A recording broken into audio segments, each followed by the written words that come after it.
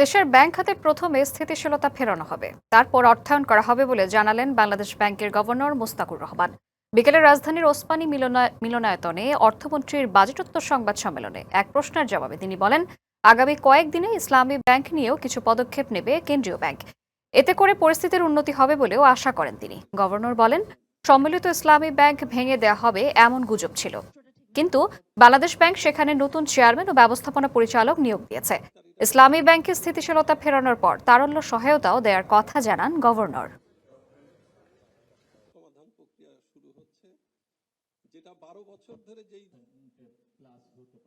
যখন কাজ শুরু করি, ব্যাংকিং সেক্টরের প্রায় 1/3 টাকা চুরি হয়ে গেছে আসলে। আর এই 35%, 36% এনপিএল দিয়ে আমাদের যাত্রা শুরু। সো শুরু থেকে আমাদের যেটা চেষ্টা ছিল, সেক্টরটাকে স্টেবিলাইজ করা প্রথম, তারপরে রিক্যাপিটালাইজ করা। এটা হচ্ছে নিয়ম, যেটা সেটাই আমরা করার চেষ্টা করছি।